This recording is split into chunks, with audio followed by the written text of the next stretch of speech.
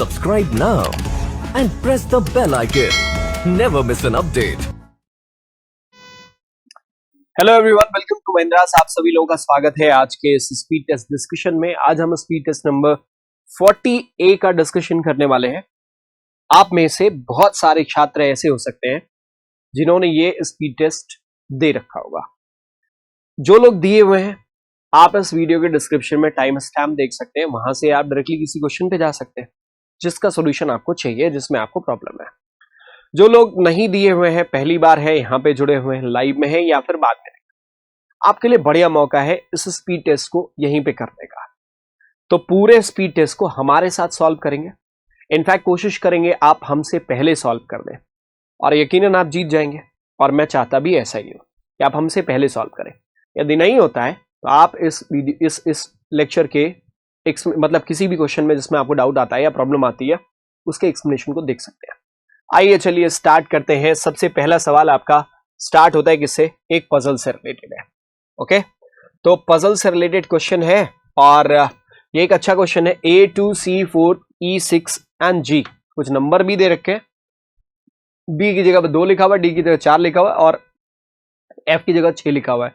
Place value लिख दिया थोड़ा इनोवेटिव करने की, और H की जगह 8। एक सर्कुलर टेबल के चारों तरफ बैठे हुए, वृत्ताकार मेज है, इसके चारों तरफ बैठे हुए कितने जन है? 2, 4, 6 और 8। तो आप 8 पोजीशन ऐसे बनाओगे। आप हमारे साथ सॉल्व जरूर करते रहिएगा, इवन हमसे पहले करिएगा। और ये किधर फेस कर रहे हैं? केंद्र की तरफ सारे जन फेस कर रहे हैं। पहली लाइन में कह रहे हैं G is sitting third to the right of 6। 6 कहीं बना लो, इसके राइट में फर्स्ट, सेकेंड, थर्ड। यहां पे किसको लिखोगे? G को लिखोगे। 8 is not immediate neighbour of 6 और G। 8 किसका पड़ोसी नहीं है? एक नेगेटिव इंफॉर्मेशन। 6 या G का पड़ोसी 8 नहीं है, यानी 8 यहां पे नहीं होगा, यहां पे नहीं होगा, यहां पे नहीं होगा और इस जगह पे नहीं होगा।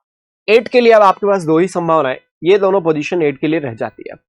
फिर आगे कह रहे A sit second right of 8। अब ये लाइन का प्रयोग करते हुए और ये नेगेटिव इंफॉर्मेशन का प्रयोग करते हुए इस पजल को हम आसानी से बना सकते हैं। A sit second right of 8। अब 8 आप यदि यहां रखते हो तो इसका राइट सेकंड कौन सा होगा? पहला, दूसरा। क्या A को यहां पे रख पाएंगे? नहीं रख पाएंगे। यानी इसका मतलब 8 को आप इस जगह पे भी प्लेस नहीं कर पाओगे क्योंकि इसके राइट में सेकंड पोजीशन पे A है, यहां तो 6 आ रहा है ऑलरेडी। आपने कहा इसका मतलब ये हुआ 8 निश्चित रूप से यही होना चाहिए। और 8 यदि यहां पर होगा तो इसके राइट में फर्स्ट सेकंड पोजीशन पे कौन सा होगा? A होगा। A इस जगह पे प्लेस कर देंगे। बराबर, सारे जन केंद्र की तरफ देख रहे हैं। ठीक, अगला आते हैं 2 sit third to the right of C। 2 किसके राइट में? थर्ड पोजीशन पे C के। And C is not immediate neighbour of G। C किसका पड़ोसी नहीं है? G का पड़ोसी नहीं, यानी C यहां नहीं होगा। C को आप इस जगह पे नहीं रख पाओगे। C के लिए आपके पास जगह ये है या फिर ये है। C यदि यहां रखते हैं तो कह रहा है कि 2 sit third right of C। पहला, दूसरा, तीसरा, यहां पे 2 को रख सकते हैं।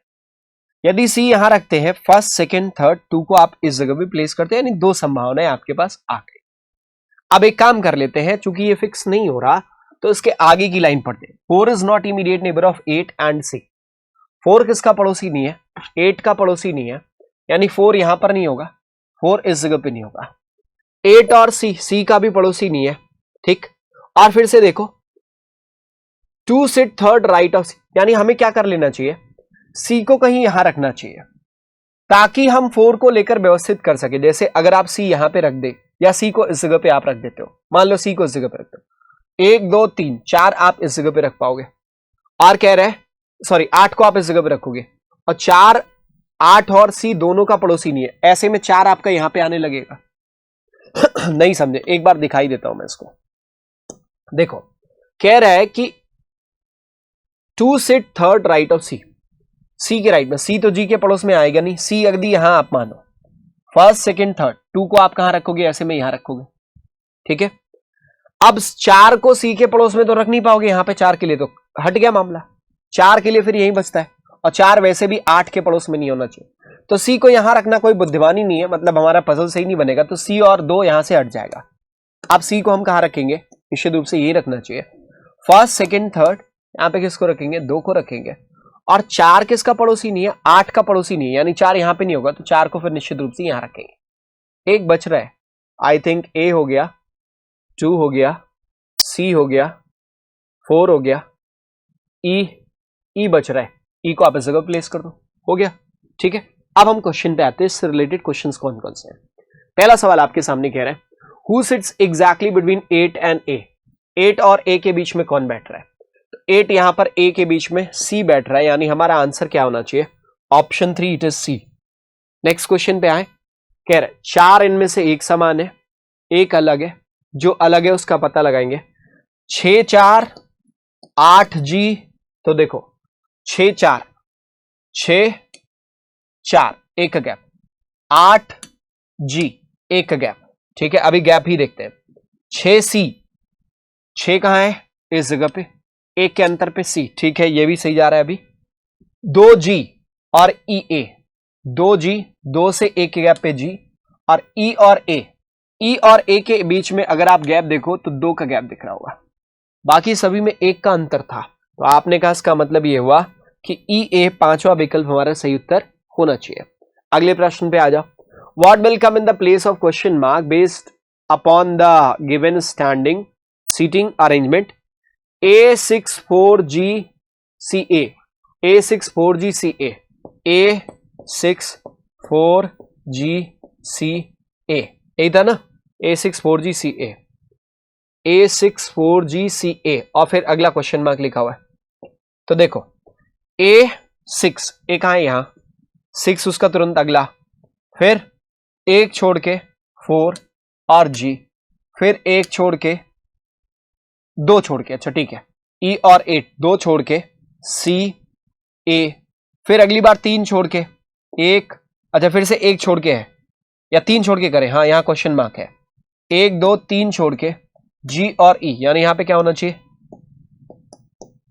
समझ में कितने लोगों को नहीं आया? फिर से देखो, A से स्टार्ट करो, 6, A6 एक साथ, फिर 1 छोड़ के, 2 को छोड़ के 4 और G, ठीक, फिर G के बाद 2 छोड़ा गया, पिछली बार 1 छोड़ा गया था, इस बार 2, E और 8 छोड़ के, फिर C और A, फिर अगली बार 3 छोड़ना चाहिए, 1 2 3 छोड़ के G और E। हमारा आंसर क्या होगा? GE, थर्ड विकल्प में दे रखा है, so that's the correct answer. Next question पे आ जाओ। How many person sit between 2 and E starting from 2 in anti clockwise direction? 2 से एंटी क्लॉकवाइज E तक जाना है, 2 से एंटी क्लॉकवाइज E तक 1 2 लोग आ रहे हैं 2 और E के बीच में, यानी हमारा आंसर क्या बनेगा? 2, option number 2 is the correct answer. Next question आ जाओ। What is the position of E with respect to A? E की स्थिति A के सापेक्ष क्या है? E जो है वो A के रिस्पेक्ट में किधर है? पहला, दूसरा, तीसरा, third to the left, 1 2 3 4 5, 5 right, 3 left या 5 राइट में से जो भी लिखा हो, 3 left, third to the left पहले विकल्प में दिया हुआ है, so that is the correct answer. चलो, तो ये उम्मीद कर रहा हूं आपको समझ में आया होगा। अगले पजल पे आते हैं। ये रहा अगला पजल आपके सामने। ये है 8 friends M, R, S, A, P, H, K and B are sitting around a square table in a such a way that 4 of them sit at 4 corners of the square while 4 sit middle of the side. The one who sits 4 corner facing center, जो कोने पर है वो केंद्र में देख रहे हैं, जो साइड के मिडिल में है वो बाहर देख रहे हैं। पहला कह रहा है B sit second to the right of S, B S के दाएं दूसरे स्थान पे है। B does not sit any of the corner, B किसी भी कोने पर नहीं बैठा हुआ है। M sit third to the right of P, M किसके राइट में? थर्ड पोजीशन पे P के। P is not immediate neighbour of S, P किसका पड़ोसी नहीं है? S का पड़ोसी नहीं है। R and K are immediate neighbours of each other but R does not sit any of the corner of the table, R किसी कोने पे नहीं बैठा हुआ है। H is neither immediate neighbour of P nor S, H किसका पड़ोसी नहीं है? P का पड़ोसी नहीं है और S का पड़ोसी नहीं है। अब इस पजल को पहले तो आप अपनी तरफ से कोशिश करिए, अपनी तरफ से आप प्रयास करिए, ठीक है, फिर मैं इसका एक्सप्लेनेशन आपको दूंगा। चलो देखते हैं। स्क्वायर टेबल है, दो संभावनाओं के लिए हमेशा ओपन रहना चाहिए हमें। तो क्या कह रहा है? 4 of them sit 4 corner, 4 side के मिड में, those 4 corners, those one who sit 4 corners, जो कोने पर हैं, केंद्र की तरफ देख रहे हैं।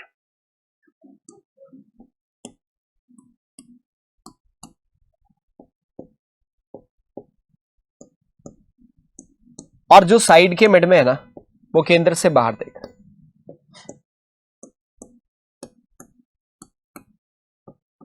पहली लाइन पढ़ो, B sit second to the right of S, B S के राइट में सेकेंड पोजीशन पे, B does not sit any corner, यानी बी साइड के मिड में होगा, बी यहां पे बना लो एस जगह पे, हम दूसरी पॉसिबिलिटी भी लेके चलेंगे, B sit second right of S, यानी बी और एस के बीच में एक का गैप है, एस यहां हो सकता है, यहां हो सकता है, यहां से बी एस के लेफ्ट में सेकेंड आएगा, यानी एस यहां पर होना चाहिए, ठीक है। तो B sit second right of S, B does not sit any corner. फिर कह रहे हैं M sit third right of P, P is not immediate neighbour of S, P किसका पड़ोसी नहीं है, एस का पड़ोसी नहीं है, पी यहां नहीं होगा, यहां नहीं होगा। और क्या कह रहे हैं, M sit third right of P, P यदि आप एम यहां पे पी बनाते हो पहला दूसरा तीसरा, एम यहां हो सकता है, पी यदि यहां बनाते हो पहला दूसरा तीसरा, क्या यहां पे एम रखा जा सकता है, नहीं, तो पी यहां पे भी नहीं होगा। पी यदि यहां बनाते हो M sit third right of P पहला दूसरा तीसरा, एम को आप इस जगह पे बना सकते हो, पी को यदि यहां बनाओ तो, यदि आपने पी को यहां बनाया first second third right, M के लिए जगह नहीं क्योंकि यहां पे एस है, तो आपका पी इस जगह पे, पी के लिए दो संभावनाएं बनी, एक यहां एक यहां। अब एक काम कर लेते हैं हम लोग, एक बार पी को इस जगह पे बनाते हैं, और क्या बोला गया, M sit third right of P पहला दूसरा तीसरा, एम को हम यहां बना दे, एक बार पी को हम इस जगह पे लिखे जाएंगे, और फिर कह रहे M sit third right of P पहला दूसरा तीसरा, एम को हम उस कंडीशन में यहां पे बना देंगे। दोनों अलग अलग स्थितियों को लेके चल रहे और हमारे लिए चीजें आसान रहे, स्मूथ रहे, इसलिए ऐसा कर रहे हैं, ठीक है। तो पी एस का पड़ोसी नहीं है, R and K are immediate neighbours of each other, R और के एक दूसरे के पड़ोसी हैं। इस केस में एक दूसरे का पड़ोसी यहां हो सकता है, यहां पे हो सकता है। इस केस की बात करें, आर और के एक दूसरे के पड़ोस में यहीं पे हो सकते हैं और कोई दूसरी संभावना नहीं है। तो R and K are immediate neighbours of each other, R does not sit any of the corner, R कोने पर नहीं है, तो इसमें क्या है, आर यहां पे बनेगा और के इस जगह पे बनेगा। इस जगह पे देखिए आर और K, R does not sit any corner, R के इस जगह पे होंगे या इस जगह पे होंगे, तो आर कोने पर नहीं है, आर का तो पक्का हो गया, आप के या तो यहां बनेगा या फिर के इस जगह पे बनेगा, ये दोनों जगह उस के लिए बनती है, तो हमने उस हिसाब से उसको लिख लिया, R does not sit any corner. फिर कह रहे H is neither immediate neighbour of P nor S, H किसका पड़ोसी नहीं है, पी का पड़ोसी नहीं और एस का पड़ोसी नहीं।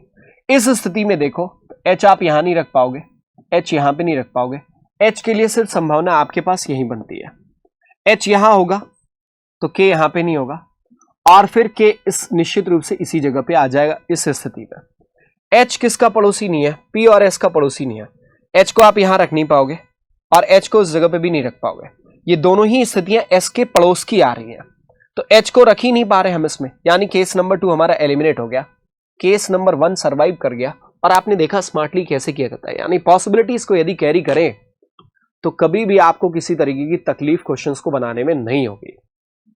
प्रश्न देखिए इससे रिलेटेड, चलो पहला प्रश्न आपके सामने ये रहा, 4 इनमें से एक समान है और एक अलग है, जो अलग है वो बताना है, P R H S B, P R H S B, H ऐसा दिख रहा है जो कोने पे, अच्छा एक व्यक्ति बच रहा है, पी के हो गया, एम हो गया, एम हो गया, ठीक है, आर एस हो गया, ए हो गया, ए नहीं हुआ, ए आपका यहां पे हो जाएगा, ठीक है। तो ए को भी फिल कर दिया, P R H S B, P R H S B, P R S और बी ये सभी साइड के मिड में, एच केवल कॉर्नर पे है, केंद्र फेसिंग है, तो एच आपका राइट आंसर बनना चाहिए, थर्ड विकल्प करेक्ट हो जाएगा। नेक्स्ट क्वेश्चन देखो, who sits third left of A, A के बाएं तीसरे स्थान पे इनमें से कौन है, who sit third left of A के बाएं तीसरे स्थान पे, ए यहां है, पहला दूसरा तीसरा, कौन है, बी है, ए के बाएं तीसरे स्थान पे कौन आएगा, बी आएगा, यानी विकल्प 1 आपका सही उत्तर के रूप में होना चाहिए। अगले प्रश्न पे आए, चलो, what is position of P with respect to M, P M के सापेक्ष किस जगह पे है, पी जो है वो एम के रिस्पेक्ट में किस तरफ दिखाई दे रहा है, तो एम यहां केंद्र फेसिंग, पहला दूसरा तीसरा, थर्ड राइट आ रहा है, और लेफ्ट में देखो पहला दूसरा तीसरा चौथा पांचवा, थर्ड राइट या 5 लेफ्ट, तीसरा दायां या पांचवा लेफ्ट, तो तीसरा दायां थर्ड टू द राइट आपको ऑप्शन में मिल रहा है, यानी हमारा चौथा विकल्प इसके लिए सही उत्तर होना चाहिए। अगले प्रश्न पे आते हैं, who among the following sit second to the right of K, के दाएं दूसरे स्थान पे इनमें से कौन है? के आपका यहाँ है, इसका दाया पहला, दूसरा एच होगा, यानी हमारा सही उत्तर क्या होना चाहिए? एच होना चाहिए। फोर्थ विकल्प इज द करेक्ट आंसर। ठीक, नेक्स्ट क्वेश्चन पे आता हूं। Who among the following sits exactly between P and A? P और ए के बिल्कुल मध्य में कौन आ रहा है? तो पी और ए के बिल्कुल मध्य में पी यहां पर है, ए। पी और ए के मध्य में कोई बिल्कुल नहीं आएगा यार, है ना? Who sits exactly between P and A? No one sit between P and A. ये तो बराबर के बाजू बाजू वाले हैं, देखो पी और ए बाजू बाजू वाले आ रहे हैं, इनके बीच में कोई नहीं आएगा। एग्जैक्टली में दूसरी तरीके से देख सकते हैं, 1 2 3 4 5 6, इनके मध्य में 6 लोग आ रहे हैं, और 6 में आप बोलोगे ये दो लोग एच और बी एग्जैक्टली मिड में कह सकते हो आप, एच और बी को एग्जैक्टली मिड में कह सकते हैं, पर एच और बी आपके विकल्प में है नहीं, तो आप no one sit between P and A ही मार्क करेंगे एक तरफ से। ठीक है, चलो अब ये तो आपकी दो पजल हो गई। अगले क्वेश्चन की तरफ आते हैं। अगला सवाल आपके सामने ये रहा, if each vowel in the word reservation is change to the next vowel, English alphabetical series, consonant को नेक्स्ट कॉन्सोनेंट में चेंज कर दिया जाए, then which among the following will be sixth from right? दाएं से छठा कौन सा होगा? कुछ और नहीं करना है, सिंपल सा सवाल है, और आप चाहो तो उसमें समय गंवाओ या चाहो तो समय बचाओ। क्या कह रहे? Each vowel in the word reservation is changed next vowel, next vowel भी कह रहे हैं English alphabetical series, and each consonant change to the next consonant in English alphabetical series, then which among the following will be the sixth from right? यानी देखो, जैसे अगर आपका D लिखा हुआ है तो डी का नेक्स्ट तो ई बनता है, पर इस कॉन्सोनेंट को कॉन्सोनेंट में चेंज करना है तो ई की जगह एफ में कन्वर्ट होगा। ये एक तो बात ये हो गई। अच्छा सवाल हो सकता था और बेहतर हो सकता था ये क्वेश्चन, इसमें अगर बाद में ये कराने के बाद उनको बोलता अंग्रेजी वर्णमाला में अरेंज कर दो फिर चेक करो, तो और ज्यादा कॉम्प्लिकेटेड और बेहतर क्वेश्चन था, पर खैर कोई बात नहीं है। और वॉवेल्स जो है, जैसे ए वॉवेल है तो ए नेक्स्ट वॉवेल में, तो नेक्स्ट वॉवेल ए के बाद क्या आता है? ई में कन्वर्ट होगा, है ना? ए के बाद बी नहीं लिखेंगे, नेक्स्ट वॉवेल में कन्वर्ट करेंगे, ऐसा खाए।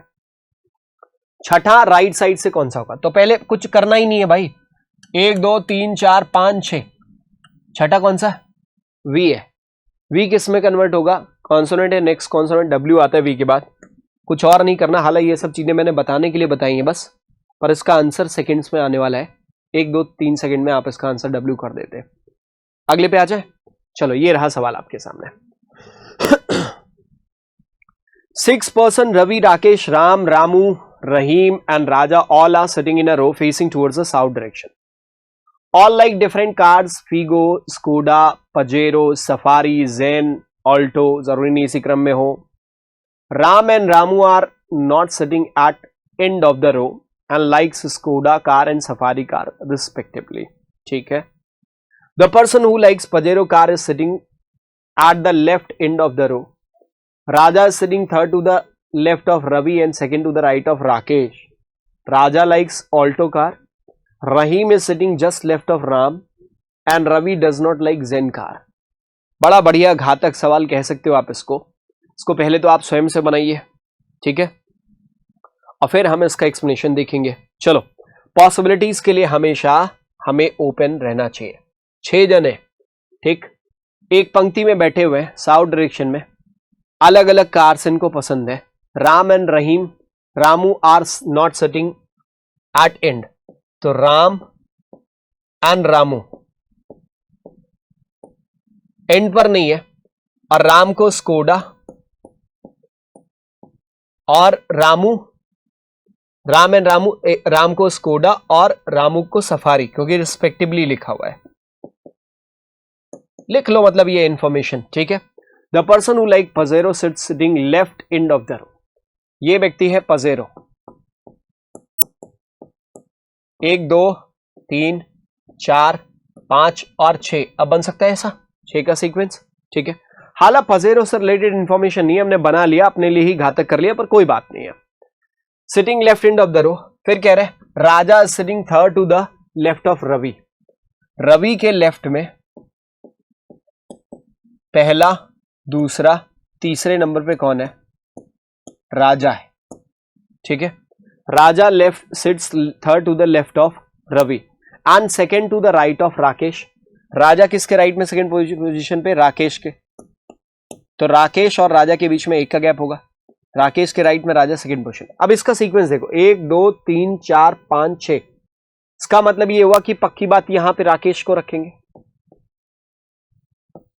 और एक के गैप के बाद राजा लिखेंगे, क्योंकि राजा राकेश के दाएं दूसरे स्थान पे और राजा जो है वो रवि के बाएं तीसरे स्थान पे। तो पक्का रवि यहां पे होना चाहिए, पहला दूसरा तीसरा राजा इस जगह पे हो जाएगा। आगे आ जाओ, क्या कह रहे हैं? Raja likes Alto car. Raja को कौन सी कार पसंद है? Alto. Rahim is sitting just left of Ram, ठीक। And Ravi does not like Zen car. Rahim किसके तुरंत लेफ्ट में है? राम के लेफ्ट में। अच्छा, दो स्थान बैक टू बैक रहीम और राम के लिए कहां खाली है? आप बोलोगे यहां पे, यही जगह है ना। इसके अलावा कोई और स्थान जिसमें आपको रहीम और राम के लिए एक साथ जगह मिल रही हो? नहीं मिल रही होगी। तो क्या कह रहा है? Rahim sitting just left of Ram. तो यहां पे कौन होना चाहिए? राम होना चाहिए। और इसके तुरंत लेफ्ट में कौन होगा? रहीम होगा, ठीक। तो Rahim sitting just left of Ram. And अब देखो, राम का पता है आपको कौन सी कार पसंद है? स्कोडा, ठीक है। अरे रहीम पे लिख दिया स्कोडा, ठीक है। राम पे स्कोडा लिखना है, ठीक है। और रामू बच रहा है, रामू पक्का इसी जगह पे होगा, रामू के लिए और कोई जगह ही नहीं है, तो रामू यहां लिख दोगे। और रामू का पसंद कौन सा है? सफारी। और अब देखो लास्ट लाइन देखो, बस बन गया। Ravi does not like Zen car. Ravi को जेन कार पसंद नहीं है। यहां जेन होगा नहीं तो जेन के लिए सिर्फ ये जगह बचती है और एक कार कोई बच रही है, फीगो। तो रवि को कौन सा पसंद होगा? फीगो पसंद होगा। आया समझ? है ना? देखने में केवल मुश्किल लग रहा था पर था नहीं इतना मुश्किल, ठीक है। एक बार में बनने वाला सवाल था। चलो, पॉसिबिलिटी भी हमें नहीं बनानी पड़ी। तो अब इससे रिलेटेड क्वेश्चंस देखेंगे हम लोग। इससे रिलेटेड क्वेश्चंस देखते हैं। पहला सवाल मैं आपके सामने लगा रहा हूं।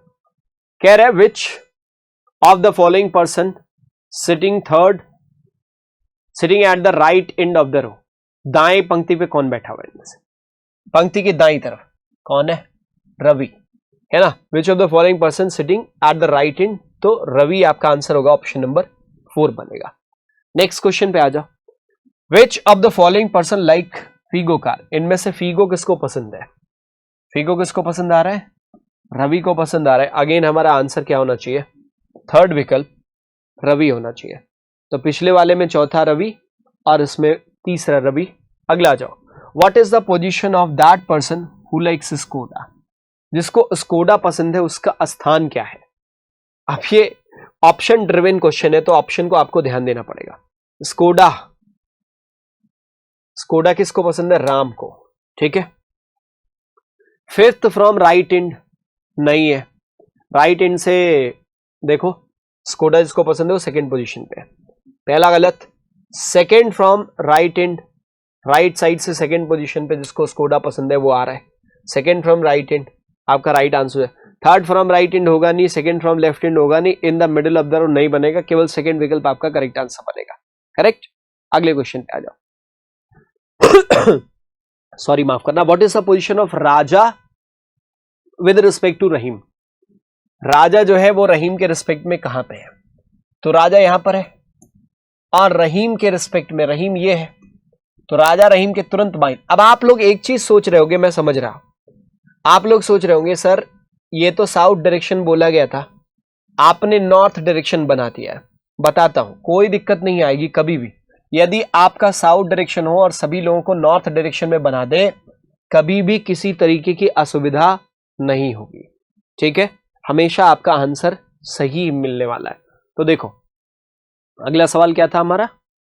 हाँ, what is the position of Raja with respect to Rahim. तो राजा रहीम के तुरंत बाईं तरफ है, इमीडिएट लेफ्ट होना चाहिए और immediate just left first option में दिया हुआ है, करेक्ट आंसर हो जाएगा। नेक्स्ट क्वेश्चन पे आ जाओ। विच of the following person neighbour of Rakesh. इनमें से राकेश का पड़ोसी कौन है? तो राकेश कहां पे बच्चे?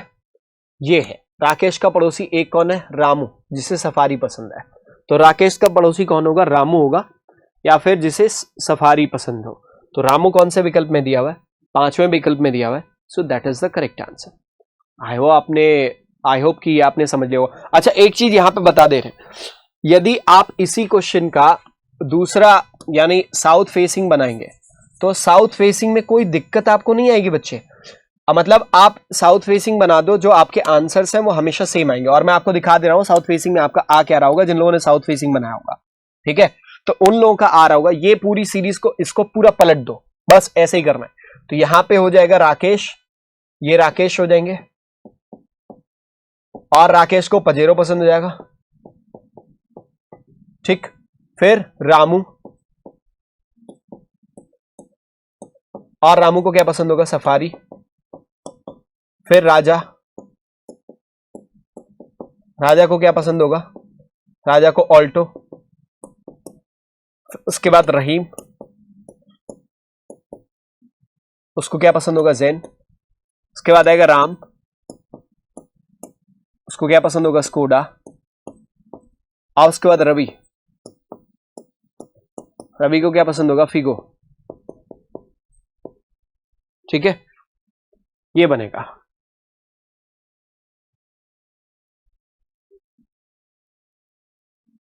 हाँ, ओके। आपका जो भी आंसर मिलेगा, जैसे मैं कुछ क्वेश्चन के आंसर भी दिखा देता हूं।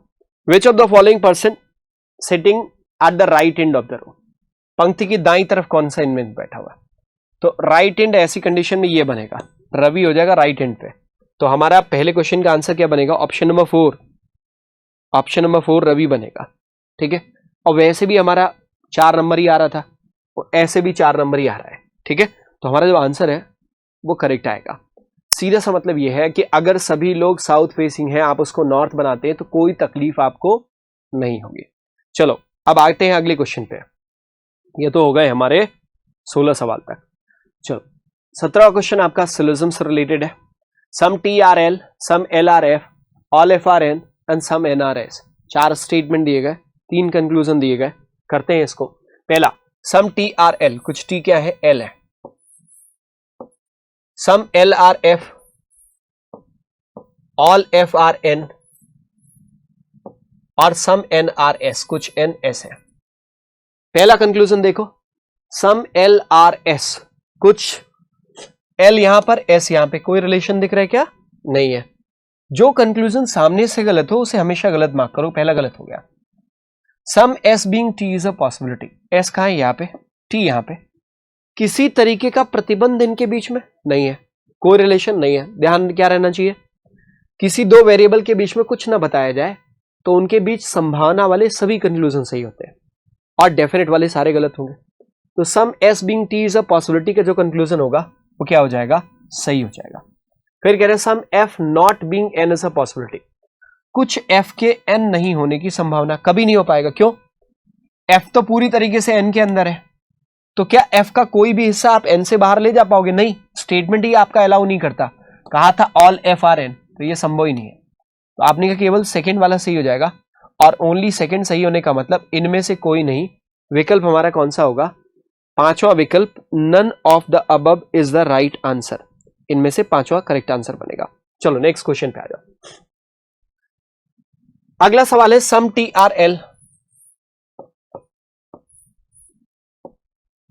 क्या है? Some TRL। फिर कह रहे हैं सम LRF, नेक्स्ट ऑल FRN। फिर कह रहे हैं सम NRS। ऐसे ही है। सम TRL, ये पिछला वाला ही स्टेटमेंट था क्या? हाँ, स्टेटमेंट तो पिछला वाला ही है। कंक्लूजन चेंज हो गया। पहला कंक्लूजन ये है, दूसरा यहां पे है, थोड़ा सा ये शिफ्ट हो गया, पर ध्यान रखना। सम LRN, कुछ LN है। तो देखो L F को टच कर रहा है, और F किसको कवर कर रहा है? F को कौन कवर कर रहा है? N। तो इनडायरेक्टली N किसको टच कर जाएगा? L को। तो सम LRN का कंक्लूजन सही हो जाएगा।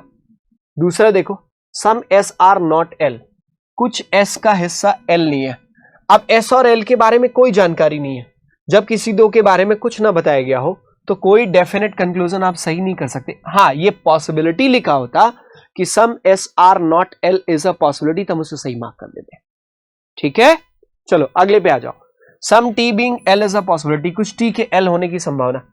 अब ये कंक्लूजन सही होगा या गलत होगा, ये बड़ा मुद्दा है, पर ये कंक्लूजन गलत है। क्यों गलत है? आप तो कहोगे सर सामने बना तो दिख रहा है, मैं बोलूंगा बना है पर ये कंफर्म है। पॉसिबिलिटी मतलब होता है डाउटफुल। ठीक, सम टी आर एल 100% करेक्ट था, स्टेटमेंट है, तो सम एल आर टी 100% करेक्ट होगा। ठीक है, अब सम टी आर एल 100% करेक्ट है, कोई चीज 100% करेक्ट हो क्या उसे डाउटफुल आप कह सकते हो? नहीं। तो जो करेक्ट है उसे कभी संभावना नहीं कहेंगे, ध्यान रहे। जो 100% सही हो, जैसे सम टी आर एल 100% सही है, उसे पॉसिबिलिटी लिखा जाएगा तो गलत हो जाएगा। तो यहां पे कौन सा सही होगा? केवल पहला सही होगा। Third option is the correct answer यहां पे, यानी इस क्वेश्चन के लिए जो सही उत्तर हमारा होना चाहिए ऑप्शन नंबर 3 होना चाहिए। नेक्स्ट क्वेश्चन पे आ जाओ, ये रहा। स्टेटमेंट वही है, some T are L, some L are F, all F are N and some N are S. फिर से पहला कंक्लूजन देखते हैं। फर्स्ट कंक्लूजन में क्या कह रहे हैं बच्चे? ऑल एन आर एफ, सभी एन क्या है? एफ है। सामने से गलत दिख रहा है, हालांकि दिया गया था ऑल एफ आर एन। याद रहे, ऑल और सम नॉट का जो रिलेशन होता है वो केवल फॉरवर्ड चलता है। जैसे ऑल ए इज बी, तो यहां पे ऑल बी इज ए आप नहीं कह पाओगे, कंफर्म नहीं कर पाओगे। Some A is not B, तो आप इसको some B is not A भी नहीं कह पाओगे कंफर्म। ठीक है, तो ध्यान रहे कि सम नॉट और ऑल का रिलेशन फॉरवर्ड ही केवल जाता है, बैकवर्ड नहीं। अब वहीं पे देखो, अगर सम लिखा हो, सम ए इज बी, तो सम बी इज ए भी होता है, सम बी इज ए भी होता है। डायग्राम बना लो, इसका बैकवर्ड और फॉरवर्ड दोनों सेम चलता है। ऐसे ही नो के केस में, यदि नो ए इज बी लिखा हुआ है तो नो बी इज ए भी होता है, ऐसे A B, no A is B तो नो बी इज ए भी होगा। तो वही बात मैं बताना चाह रहा था, ऑल एन आर एफ यहां पे है, चूंकि ऑल एफ आर एन बोला गया था तो ऑल एन आर एफ हम नहीं सही कर सकते, गलत हो गया। सम एस आर एन, कुछ एस एन है, बिल्कुल सही होगा। कुछ एन एस था तो एस बी एन बनेंगे, सही हो गया। Some L being S is a possibility, L यहां एस यहां, एल और एस के बीच में कुछ नहीं बताया गया। जब किसी दो के मध्य कुछ ना बताया गया हो तो सारी संभावनाएं सही होती हैं, तो ये सही हो गया। यानी सेकंड और थर्ड कंक्लूजन आपका सही हो जाएगा। विकल्प 5 आपका सही उत्तर के रूप में होना चाहिए। अगले क्वेश्चन पे आओ, क्वेश्चन नंबर 20। अब क्या है? Some C are W, some W are D, all D are B and some B are A, कुछ बी ए है। पहला कंक्लूजन देखो, ऑल डब्ल्यू आर बी, सभी डब्ल्यू बी है। क्या सभी डब्ल्यू बी है? नहीं, सामने से गलत दिख रहा है, गलत हो गया। देखो, क्या पूरा डब्ल्यू बी है? नहीं है, गलत हो गया। Some A being C is a possibility, कुछ ए के सी होने की संभावना है। तो आपने कहा ए यहां पे सी यहां पे, कोई रिलेशन है क्या इन दोनों के मध्य? नहीं। जब किसी दो के मध्य कुछ ना बताया गया हो और आगे संभावना लिखी हो, चाहे वो संभावना सम की हो, ऑल की हो, सम नॉट की हो या नो की हो, हमेशा सही होगी। अगले पे आ जाओ, सम डी आर बी, कुछ डी बी है। अब जहां ऑल है वहां सम हमेशा सही होगा, और ऐसे ही जहां नो होगा वहां सम नॉट का कंक्लूजन हमेशा सही होगा। तो ऑल डी आर बी है, सम डी आर बी आपका सही हो जाएगा। यानी केवल आपका दूसरा और तीसरा सही जा रहा है। अगेन आपका कौन सा विकल्प आंसर बनेगा? ऑप्शन नंबर 5 आपका करेक्ट आंसर के रूप में होना चाहिए। करेक्ट है। चलो, आप कुछ क्वेश्चन हम लोग अगला करने वाले हैं जो कि कोडिंग एंड डिकोडिंग से रिलेटेड है। एक क्वेश्चन और रह गया है, एक क्वेश्चन और रह गया, ये देख लेते हैं, उसके बाद coding decoding. Some C are W, कुछ सी डब्ल्यू है। सम डब्ल्यू आर डी, कुछ डब्ल्यू डी है। ऑल डी आर बी, सभी डी क्या है? बी है। और सम बी आर ए, कुछ बी ए है। पहला कंक्लूजन देखो, सम बी आर डब्ल्यू, कुछ बी डब्ल्यू है, बिल्कुल सही है। देखो, सम डब्ल्यू आर डी था और डी को कवर किया किससे, बी से, तो डी पक्का डब्ल्यू को टच कर जाएगा और सामने से सही जो चीज दिखे सही मान लो। दूसरा कह रहा है सम सी आर डी, कुछ सी डी है, सी यहां पे डी यहां पे, कोई रिलेशन नहीं है। पॉसिबिलिटी लिखता तो सही करते पर कंफर्मेशन नहीं दे सकते, गलत हो गया। और तीसरा no A is C, no A is C, A और सी के बीच में नेगेटिव रिलेशन नहीं भैया, कुछ पता नहीं है, कुछ पता नहीं है तो कुछ भी कंफर्म नहीं कर सकते, ना तो पॉजिटिव ना ही नेगेटिव। जिसे सम सी ए लिखा होता तो भी गलत मार्क करते हैं, तो ये भी गलत होगा। केवल पहला वाला सही होगा और केवल पहला किसी ऑप्शन में नहीं दिया हुआ है, तो कौन सा ऑप्शन हो जाएगा, option number 5 is to be the correct answer. अब आ जाओ कोडिंग वाले क्वेश्चंस को देखते हैं। पहला सवाल कोडिंग एंड डिकोडिंग से रिलेटेड ये रहा आपके सामने। How will sultan be written, सुल्तान को कैसे लिखा जाएगा कोड लैंग्वेज में। सुल्तान इन सभी में कहां लिखा हुआ है, once upon a time, time was in Lucknow, once in a Lucknow, Lucknow was upon sultan, सुल्तान यहां पे लिखा हुआ है। अब देखो ये सुल्तान जो शब्द है ये क्या किसी और जगह पे कॉमन है, किसी और जगह पे किसी और सेंटेंस में नहीं है। इसका मतलब इसके लिए जो भी कोड होगा वो कहीं और कॉमन नहीं होना चाहिए। सीधा अर्थ ये है कि जो कोड कहीं और मिलेगा वो पक्का सुल्तान का तो नहीं होगा। तो आपने कहा CH हटा दो, क्यों, क्योंकि यहां पे दिख रहा है CH5, CH2 हटा दिया, CH5 भी कहीं और मिल रहा है, ये भी नहीं हो सकता। क्यों, क्योंकि जब ये वर्ड ही कहीं और नहीं है तो इसका कोड कहीं और कैसे हो सकता है। आपने ये तरीका CH9, CH9 कहीं और नहीं है, इसका मतलब ये संभव है। CH7 यहां पे दे रखा है तो ये पक्का नहीं होगा, CH9 ही हो सकता है, इसका मतलब CH9 सेकंड ऑप्शन में दिया हुआ है, so that is the correct answer. Next question पे आता हूं, ये रहा अगला सवाल, ये क्वेश्चन नंबर 23 है, ठीक है। What will be the word for the code CH2 CH5, CH2 CH5 के लिए क्या कोड बनेगा। CH2 कहां है पहले ये देख लो, यहां पे है CH2 और कहीं पे दिया हुआ है, यहां पे दे रखा है। इन दोनों सेंटेंसेस में CH2 कॉमन है क्या, उसके अलावा और कुछ कॉमन है, CH1 CH3 नहीं है, CH4 नहीं, एक ही चीज कॉमन है, एक ही शब्द कॉमन होगा। Once upon a time Lucknow was upon sultan, क्या कॉमन है, अपॉन, यानी पक्की बात CH2 किसके लिए है, अपॉन के लिए है, ठीक। तो एक तो अपॉन होना चाहिए, तो सेकेंड ऑप्शन में नहीं दिया है, इसमें नहीं दे रखा है। अब अगला देखो CH5 कहां है, CH5 इसमें दे रखा है और यहां पे दे रखा है, ये और ये CH5 इस जगह पे है और किसी जगह पे CH5 नहीं है। इन दोनों सेंटेंसेस में क्या कॉमन है, time was in Lucknow, Lucknow was upon sultan. अब एक और चीज मिल रही है, वॉज भी कॉमन मिल रहा है और लखनऊ भी कॉमन मिल रहा है, दो कॉमन मिल रहा है। अब आप बोलो लखनऊ का कोड निकाल दो, यहां पे लखनऊ दे रखा है, ठीक है, तो पक्की बात है कि लखनऊ के लिए तो नहीं है CH5, क्यों, क्योंकि अगर लखनऊ के लिए होता तो इस सेंटेंस में भी लखनऊ लिखा हुआ है और CH5 वहां पे भी लिखा होता, तो लखनऊ के लिए पक्का नहीं है। अब लखनऊ हटा तो कौन सा बचा, वॉज बचा, इसका मतलब ये वॉज के लिए है, तो अपॉन वॉज यही बनेगा और अपॉन वॉज किस ऑप्शन में दिया हुआ है, पहले विकल्प में दिया हुआ है, तो वो आपका राइट आंसर बनेगा। क्वेश्चन नंबर 24 पे आते हैं।